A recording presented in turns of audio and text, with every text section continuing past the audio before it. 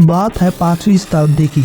यह इतिहास की वह तारीख है जो हमें उस शिखर पर लेकर जाएगी जहां ज्ञान का महाकाव्य गाया गया था, जिसने विश्व को उत्तम शिक्षा की मिसाल पेश की, जहां ज्ञान की प्यासी हर एक आत्मा आकर अपने ज्ञान का आदान प्रदान करती थी। दोस्तों, हम बात कर रहे हैं एक विश्वविद्यालय की जो आज तो खंडर है, परंतु अपने समय में वह ज्ञान का बहुत बड़ा प्रतीक था, जहाँ शब्द नहीं ज्ञान बोलता था और यहाँ से निकलने वाला ज्ञान एशिया में ही नहीं अपितु पूरे विश्व में प्रसारित हुआ करता था। तो दोस्तों, आज हम उस महान पर्व को फिर से जीवंत करने का प्रयास कर रहे हैं।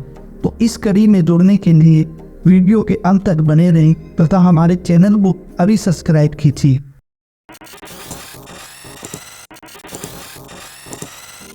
दोस्तों, हम आज बात कर रहे हैं नालंदा विश्वविद्यालय की, जो प्राचीन भारत में शिक्षा का मुख्य और विश्वविख्यात केंद्र था। नालंदा का अर्थ होता है ना प्लस अलग प्लस दा, अर्थात कभी न रुकने वाला ज्ञान। यह इतना प्राचीन है कि जब यूरोप के पोर्टगाना विश्वविद्यालय की स्थापना हुई थी तब नालंदा 600 वर्ष पुराना था। नालंदा आज के बिहार की राजधानी से 95 किलोमीटर दूर राजगीर के पास स्थित है। दोस्तों, नालंदा विश्वविद्यालय की स्थापना गुप्त शासक कुमार प्रथम ने की थी। यह वही गुप्त साम्राज्य है जिसने पूरे भारतीय उपमहाद्वीप पर शासन किया था। इतिहासकारों द्वारा इस अवधि को स्वर्ण काल भी कहा गया। जब भारत ब्रिटिश शासन के अधीन था तो ब्रिटिश इतिहासकारों ने भी नालंदा में अपनी विशेष रुचि दिखाई। नालंदा के बारे में विस्तृत जानकारी हासिल करने का श्रेय अलेक्जेंडर कनिंघम को जाता है, जिन्होंने 1915 से 1937 में 22 वर्षों के अथक प्रयास से नालंदा के 1 वर्ग किलोमीटर के क्षेत्र में खुदाई की थी तथा वहां से गहन जानकारी इकट्ठी की। अब बात करते हैं उस समय की जब चीनी यात्री हुएसान भारत आता है।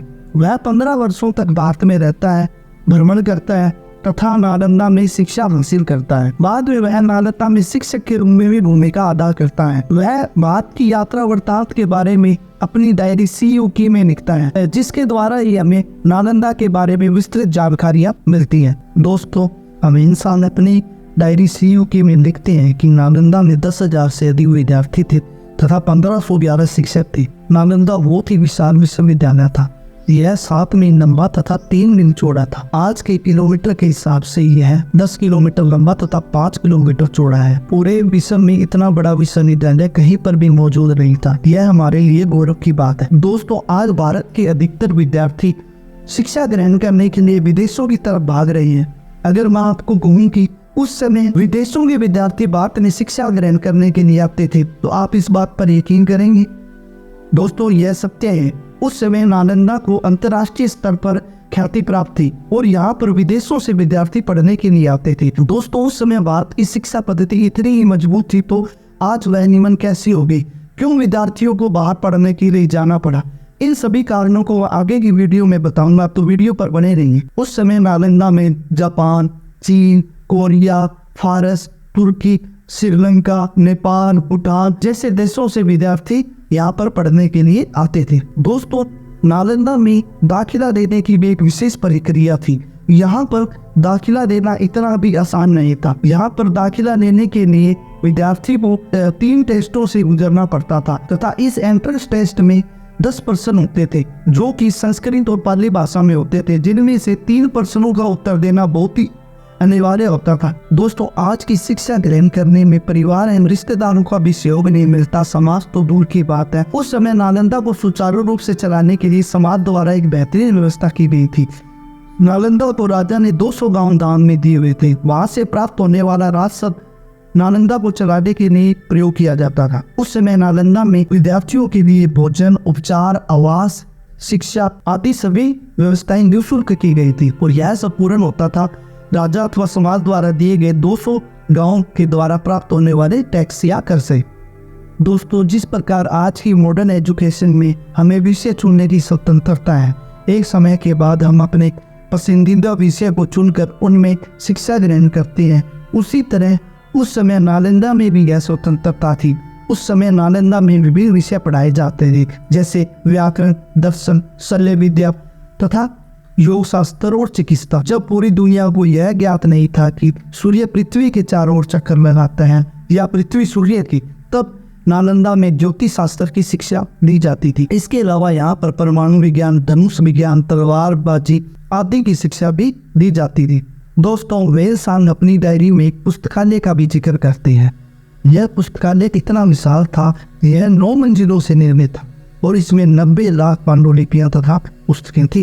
कुछ इतिहासकार तो यहाँ तक मानते हैं कि यहाँ पर वेद और उपनिषदों की ओरिजिनल मैन्युस्क्रिप्ट भी थी। दोस्तों, अगर हम ज्ञान में इतने ही समृद्ध और मजबूत थे तो आज वह ज्ञान कहाँ गया? हमारा विश्वविद्यालय इतना बड़ा था तो आज वह खंडन में कैसे तब्दील हो गया? क्यों हमें उस समृद्ध शिक्षा पद्धति को छोड़कर दूसरों की शिक्षा पद्धति को अपनाना पड़ रहा है? उनके दिमाग में अगर ये सवाल आ रही है तो इन सभी का जवाब आपको वीडियो के अंत में मिलेगा, तो आप कृपया वीडियो पर बने रहें। अगर आपको यह वीडियो पसंद आ रही है तो इस वीडियो को लाइक भी करें। भारत उस समय में सोने की चिड़िया तथा ज्ञान में समृद्ध कहलाता था। भारत की सभ्यता विश्व की सबसे प्राचीन और शिक्षित सभ्यता मानी जाती थी। जब आसपास के क्षेत्रों में एक स्ट्रॉन्ग सभ्यता उभरती है, कुछ तो इस सभ्यता से फायदा उठाना चाहते हैं, परंतु कुछ मूर्ख लोग इसे नष्ट करना चाहते हैं, क्योंकि वह यह सहन नहीं कर पाते कि हमसे बेहतर भी कोई दुनिया में हो सकता है। ऐसा ही हमारे साथ हुआ है। दोस्तों, नालंदा पर 1 नहीं 2 नहीं 3 बार आक्रमण हुआ है और इन सभी आक्रमण से नालंदा को बहुत अधिक क्षति पहुंची है। नालंदा पर पहला आक्रमण 36 शताब्दी में हुआ, जब मूल साम्राज्य ने इसको नष्ट करने की कोशिश की, परंतु वह पूर्ण रूप से इसे नष्ट नहीं कर पाए। गुप्त साम्राज्य द्वारा इसे रिस्टोर करने का कार्य किया गया। 7वीं शताब्दी में गोदा एम्पायर द्वारा फिर से इसे नुकसान पहुंचाने की कोशिश की जाती है, परंतु वह भी असफल होते हैं। हर्षवर्धन ने इसे दोबारा से रिस्टोर किया तथा इसकी दूसरी मंजिल का भी निर्माण कराया। दोस्तों, अब होता है नालंदा पर एक बहुत ही बड़ा आक्रमण, जिसने नालंदा को रीढ़ की हड्डी को तोड़ दिया, जिसके बाद नालंदा कभी भी फल फूल नहीं पाया। दोस्तों, बात है 1193 की, जब भारत की पवित्र जमीन पर क्रूर एवं मूर्ख शासक के पैर पड़ते हैं। बात कर रहे हैं हम बख्तियार खिलजी की, जो अफगानिस्तान के खिलजी काफिले से संबंध रखता था। वह 1193 ईस्वी में भारत में आया। कुछ छोटी मोटी लड़ाइयां जीतने के बाद वह सेना तथा राज्य में पनाह पा लेता है तथा अपनी चाल साझी से कुछ जागीरें भी हासिल कर लेता है। जब एक हमलावर के पास पैसा आएगा तो वह संत नहीं बनेगा, वह और अधिक हमले करेगा। इसी उद्देश्य के साथ वह बिहार के कुछ हिस्सों पर हमला करता है तथा उन पर कब्जा कर लेता है। यही से शुरू होती है नालंदा यूनिवर्सिटी की तबाही की कहानी। बिहार पर आक्रमण के दौरान उसकी तबीयत बहुत ज़्यादा खराब हो जाती है। उसके साथ आए हुए हकीम भी उसका इलाज नहीं कर पाते। ऐसे में उसे कोई बताता है कि उसका इलाज एक ही व्यक्ति कर सकता है।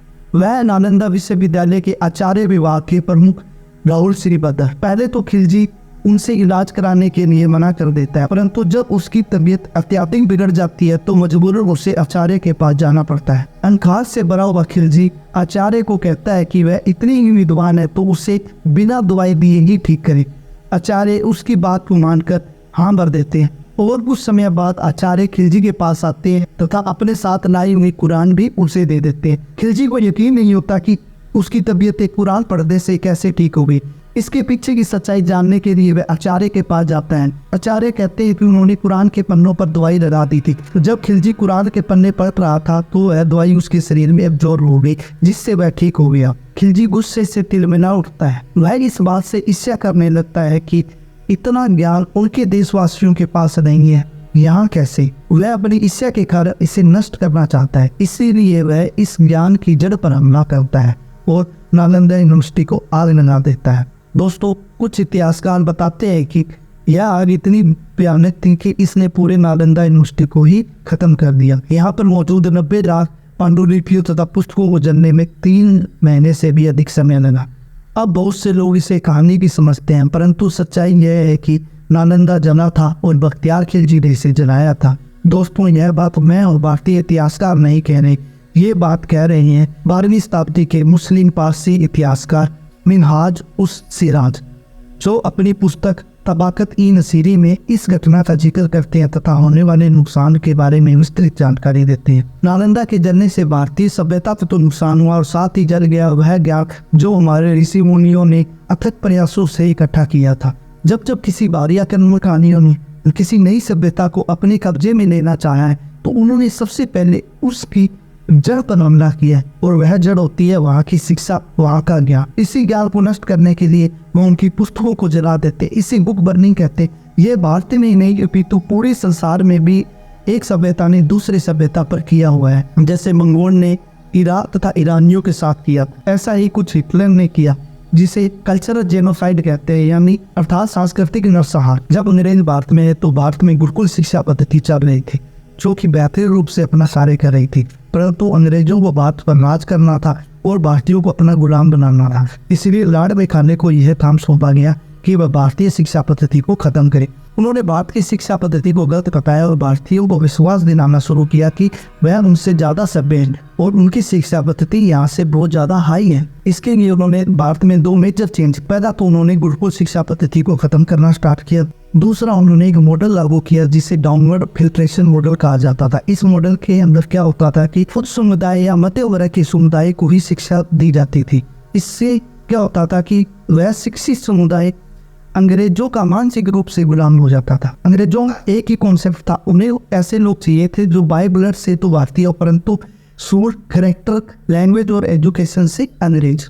इसके बाद लॉर्ड मैकाले अपने पिता को एक पत्र लिखते हैं जिसमें वे कहते हैं कि अगर उनके द्वारा पढ़ाने का तरीका कामयाब हो जाता है तो आने वाले 30 वर्षों के अंदर भारत में एक भी हिंदू या मूर्ति पूजक नहीं मिलेगा। और इसका नतीजा हमारे सामने है। हम 200 साल तक अंग्रेजों के गुलाम रहे और आज भी कहीं न कहीं मानसिक रूप से उन्हीं के गुलाम है। मैकाले ने मैकालिज्म की वजह से जो हमें अपनी जड़ों से अलग किया है, आज तक हम उन जड़ों से नहीं जुड़ पाए।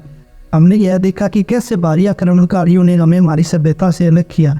क्या कारण था कि वह हम बहुत कम होने के बाद भी हमसे जीत पाए। यह एक चिंतनीय विषय है, परंतु ऐसा दोबारा ना हो यह उससे भी बड़ा चिंतनीय विषय है। तो दोस्तों, मेरा आपसे एक ही अनुरोध है, आप मॉडर्न एजुकेशन लीजिए। मैं नहीं कहता कि नहीं लीजिए और कोई गलत नहीं है, परंतु हमारे पुराने इतिहास को न भूलिए। ऐसे इतिहास की और जानकारी पाना चाहते हो तो हमारे चैनल को सब्सक्राइब कीजिए और बेल नोटिफिकेशन को दबाइए।